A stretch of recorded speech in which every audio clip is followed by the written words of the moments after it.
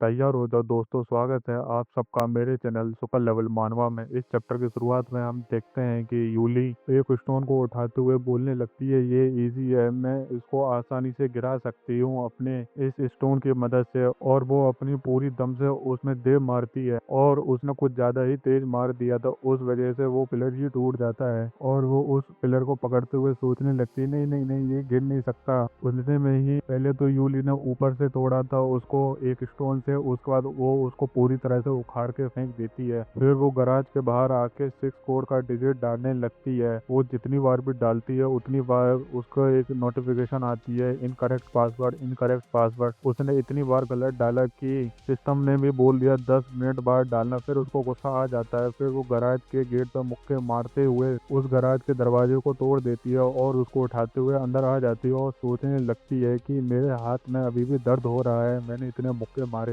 चलो मैं इस बात को तो बाद में सोचूंगी, चलो पहले देखते हैं कि मैं अंदर जाके कौन सी कार लूं। फिर वो अंदर आ जाती है और देखते है सामने काफी सारी कार खड़ी हुई थी। फिर वो एक कार के बगल से गुजरते हुए वो याद करने लगती है, इस कार को तो मैं पहचानती हूँ और उस पे एक डॉल रखी हुई थी और उसमें एक कैमरा भी लगा हुआ था। वो डायरेक्ट उसकी मॉम को सारी फुटेज दिखा रहा था। जो मेड यूली की देखभाल करती थी वो पागल हो जाती है और बोलने लगती है, पहले लिटिल मिस ने एक फोन चुराया, अब वो गैराज के अंदर चली गई है, अब वो कार चुराना चाहती हैं जिसकी मदद से वो एग्जाइल जोन चली जाएं, ऐसा नहीं हो सकता। और वो सारी चीजें उसकी माँ को बता रही थी और उसकी माँ मस्त होकर वो फुटेज देख रही थी और वो बोलने लगती है कि मैम एग्जाइल जोन कुछ ज्यादा ही डेंजरस जगह है, वहाँ पे लिटिल मैम गई तो काफी दिक्कत हो जाएगी, उनको कुछ हो सकता है। हम दोनों चलते हैं गराज के अंदर और लिटिल मैम को रोकते हैं। फिर उसकी माँ बोलने लगती है कि शांत हो जा, उसके पास क्लियरेंस नहीं है, वो कोई भी कार को चालू नहीं कर सकती जब तक उसके पास क्लियरेंस ना हो। इतना सुनते ही वो शांत हो जाती है और बोलने लगती है, मैं फालतू में ही पैनिक हो रही थी, मैं कैसे भूल गई, उस व्हीकल को तो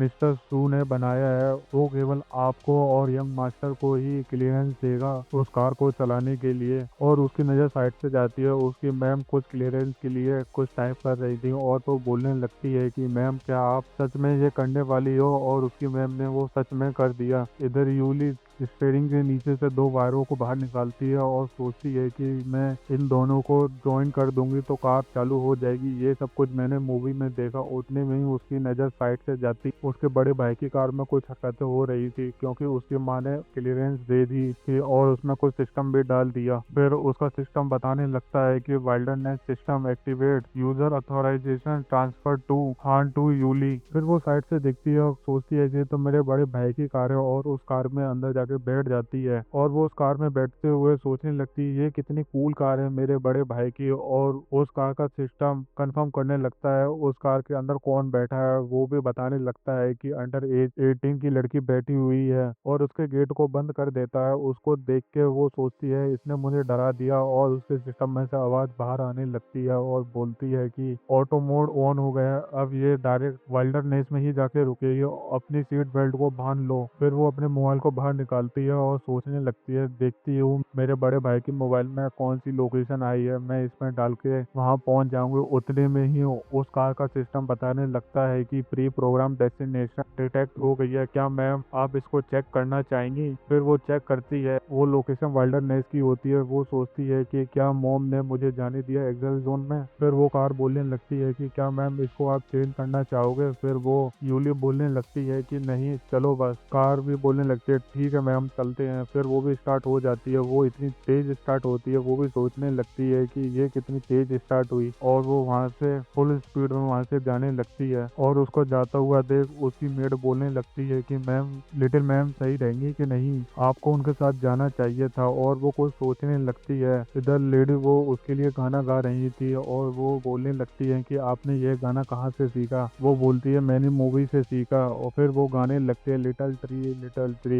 फिर ये गाने के बाद वो बोलती है कि तुम्हें जल्द से जल्द बाहर आना पड़ेगा और अपनी माँ का भी ख्याल रखना पड़ेगा। इधर देख के वो भी खुश हो रही थी, फिर वो ये सब कुछ देख के खुश हो रही थी, फिर उसको और भी यादें याद आने लगती हैं और वो लेडी वू से कुछ बोल रही थी, लेकिन लेडी वू ने कुछ नहीं बोला। फिर पता नहीं क्या होता है, वो लेडी वू में एक थप्पड़ लगा देती है और बोलती है कि मैं तुम्हें हमेशा हेट करूंगी, जब तक मैं जिंदा रहूंगी तुम्हारी वजह से हुआ है ये सब कुछ। इधर मैम को इतना शांत खड़ा हुआ देख उसकी मेड बोलती है क्या हुआ मैम? फिर वो बोलती है कुछ नहीं, बस मैं अपनी पुरानी यादों को याद कर रही थी। फिर वो अपनी बेटी की तरफ देखने लगती है जहाँ से उसकी बेटी गई थी और वो सोचने लगती है मुझे पता है फ्यूचर चेंज होगा, तुम करोगे उस फ्यूचर को चेंज, मैं तुम पे बिलीव करती हूँ यूली। इधर यूली मस्त कार लेकर सेलेस्टर सिटी से निकल रही थी और वो सोचने लगती है कि मैं पहली बार बाहर आई हूँ, ये कितनी अच्छी जगह है, और बाहर देखते हुए खुश हो रही थी और सोचती है कि ये अभी वो टाइम नहीं है जहाँ मैं फन कर सकूं, अभी मैं मिशन पे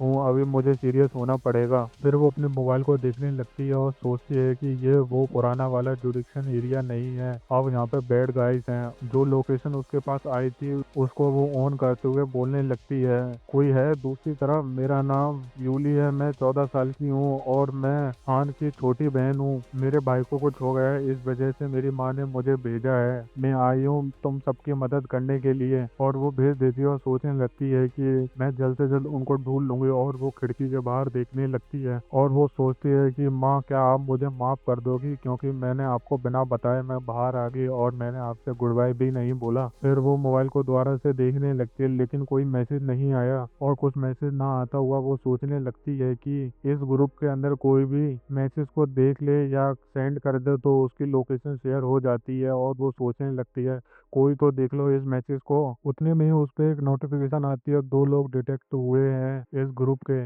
जो कि सबसे करीब हैं वाइल्डरनेस के। वो सोचती है वाइल्डरनेस, उतने में ही वो कार उन दोनों के पास ले जाने लगती है। वो अंदर से बोलने लगती है तुम मुझे कहाँ लेके जा रही हो, और उसकी कार मस्त ड्रिफ्ट मारते हुए कभी लेफ्ट हो रही थी कभी राइट और वो उन लोकेशन के पास जाती ही जा रही थी। इधर अपना सीन शिफ्ट होता है उस लड़के पे, वो सोच रहा था कोई मुझे रिप्लाई क्यों नहीं कर रहा और वो मैसेज करता ही रहता है गुआंग मैंने अपना मिशन कंप्लीट कर लिया, मैंने उस एस्पर को ट्रैप कर लिया, लेकिन वहां से कोई जवाब नहीं आ रहा था और वो सोचता है कि कोई जवाब क्यों नहीं दे रहा, कोई तो आया चैट करने के लिए। और वो सोचने लगता है कि मैंने इतने मैसेज करे कोई रिप्लाई क्यों नहीं दे रहा, मुझे घबराहट हो रही है। फिर वो उस पैटर्न को देखने लगता है और सोचता है क्या सब कुछ ठीक होगा, जब से मैंने उसको वहाँ ट्रैप करा है तब से वो वहाँ से 1 इंच भी नहीं हिला, कब तक वो वहाँ पे ऐसे ही खड़ा रहेगा। उतने में ही उसकी नजर साइड से जाती है, उसकी खिड़की टूटते हुए वहाँ पे काफी सारे पंछी आ जाते हैं और वो सोचता है कि ये इम्पॉसिबल है, ये यहाँ कैसे आ सकता है। और वो इधर आता हुआ बोलने लगता है कि कैसा लगा, और वो सोचने लगता है तुम यहाँ कैसे आ सकते हो, तुम वहाँ से हिले ही नहीं अभी तक। और वो बोलने लगता है तुमने मुझ पे एम्बुश तब करा तब मैं फैक्ट्री के पास था और मैंने चारों तरफ देखा, वहाँ पे कोई भी एस्पर नहीं था, लेकिन मुझ पे अटैक हुआ तब मुझे पता लग गया तुम्हारी एबिलिटी क्या है, तुम्हारी एबिलिटी सेंसिंग टाइप की है, तुम एनर्जी को फील कर सकते हो, क्या मैंने सही बोला? फिर वो अपनी तलवार को उसके गर्दन पे रख देता है और इधर वो बेचारा घबरा रहा था और सोचता है कि इसने ये सब कुछ कैसे कर दिया। फिर वो बताने लगता है कि मैंने अपने पॉपेट को वहाँ छोड़ा था अपनी एनर्जी के साथ, तुमको लगा मैं अभी भी वहीं पर हूँ। फिर हमको एक बिल्डिंग दिखाते हैं, वहाँ पे दीवारों में छेद हो रखा था, उसने इतनी दीवारों को तोड़ा, वहाँ के लोग बात कर रहे थे कि हमको घर जाना है और कोई बोल रहा था कि लगता है कोई यहाँ से गुजरा है, उसको कुछ ज्यादा ही जल्दी होगी। और वो बोलने लगता है चलो अब मेरी बारी क्वेश्चन पूछने की, चलो मुझे बताओ तुम कितने लोग हो और तुम यहाँ पर अकेले क्यों हो और बाकी सब किधर हैं। और एक आखिरी बात, तुम ब्लैक रिंग होने के बाद भी एस्पर की एबिलिटी कैसे यूज कर रहे हो। ये बात सुनते ही वो सोचने लगता है कि इसको क्या लगा है, ये मुझसे क्वेश्चन पूछेगा और मैं इसको जवाब दे दूंगा, ये कितना बड़ा पागल है। और वो बोलने लगता है मोंग तुमको ऐसा नहीं लगना चाहिए, तुम मुझे मार दो यहाँ पे। लेकिन वो उससे पूछे जा रहा था चलो मुझे बताओ तुम कितने लोग हो वरना मैं तुमको अभी मार दूंगा, क्या तुमको दिख नहीं रहा मेरी ब्लेड तुम्हारी गर्दन के पास रखी हुई है। वो सोच रहा था कि एक बार मैं उस पैटर्न को छू लूं तब बताऊंगा इसको, और वो उस पैटर्न को छू देता है और उस पैटर्न को छूते हुए बोलने लगता है कि तुम्हारे पास टाइम है मेरी बात सुनने का। उतने में ही उसके पीछे एक धमाका होता है और वो पीछे मुड़ के देखता है कि एक बिल्डिंग गिर रही है और वो जहाँ पे बैठा हुआ था उसको भी तोड़ता हुआ नीचे चला जाता था और बोलता है कि मॉन्क, अगर तुम मुझे पकड़ सको तो पकड़ लो एक ब्लैक रिंग वाले को, चाहो तो तुम वहां जाकर उन सबको बचा सकते हो, तुम्हारे पास टाइम कम है, तुम सिर्फ एक चीज को ही चुन सकते हो, चाहो तो मुझे चेस कर लो, उस बिल्डिंग में लोग रह रहे हो उनको बचा लो।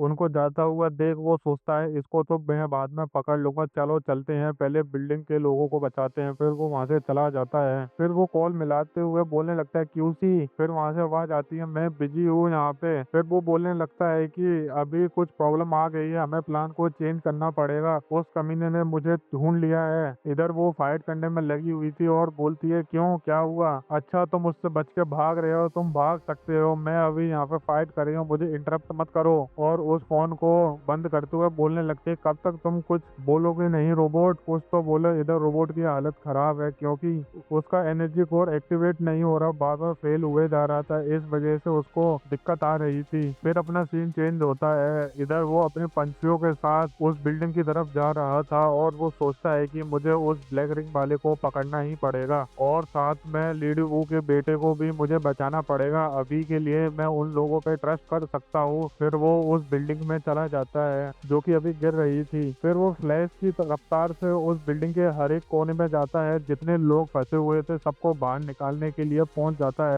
और वहां से हवा की तरह गायब होते हुए कभी एक जगह से कभी दूसरी जगह पहुंचते ही जा रहा था। इधर लोग बेसमेंट में फंसे हुए थे और वो बात कर रहे थे कि बाहर कुछ है, इस वजह से हम इसको खोल नहीं पा रहे, और लोग सोच रहे थे कि हम यहाँ पे मर जाएंगे, हम यहाँ पे ट्रैप हो गए। और कोई बंदा बोल रहा था कि मैं यहाँ पे मरना नहीं चाहता। फिर कोई बोल रहा था कि विंडो खोल के भी तो हम जा सकते हैं। फिर दूसरा बंदा बोल रहा था कि विंडो सील हो गई है। फिर एक बंदा कान लगाते हुए बोलने लगता है कि कोई तो आ रहा है डोर के उस तरफ से। फिर वहां पे बात करने लगते हैं लोग, क्या सच में कोई आ रहा है? उतने में ही वो गेट खुलता है, वहां पे काफी सारे पंछी आ जाते हैं और लोग सोचने लगते हैं क्या ये पंछी बचाएंगे हमको। फिर उतने में ही वो सारे पंछी उनको अपनी चोंच से पकड़ के बाहर निकालने लगते हैं एक एक करके, और साथ में वो लड़का भी बाहर निकाल रहा था और वो एक एक करके सबको बाहर निकाल देता है। फिर वो सबको बाहर निकालने के बाद बोलने लगता है कि इसका तुम ध्यान रखना। फिर दूसरा बंदा बोलने लगता है ठीक है सर, मैं इसका ध्यान रखूंगा। फिर उसकी नजर साइड से जाती है, कोई लड़की बोल रही थी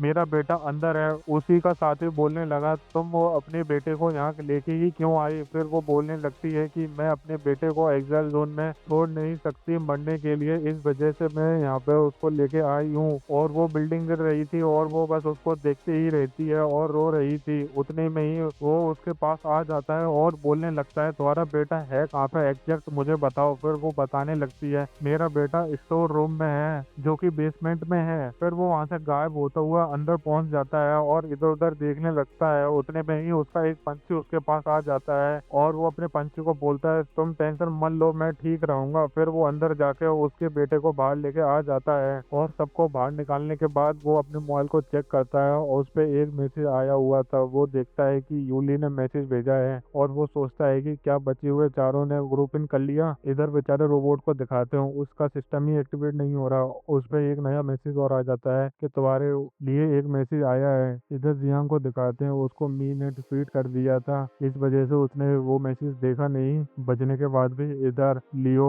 सांग से लड़ने में लगा हुआ था, इस वजह से उसने अपना फोन उस कमरे में ही रख दिया था और वो भी बिजी था। इस वीडियो को यहीं खत्म करते हैं। अगर वीडियो अच्छी लगे तो लाइक करो, कमेंट करो एंड सब्सक्राइब भी करो।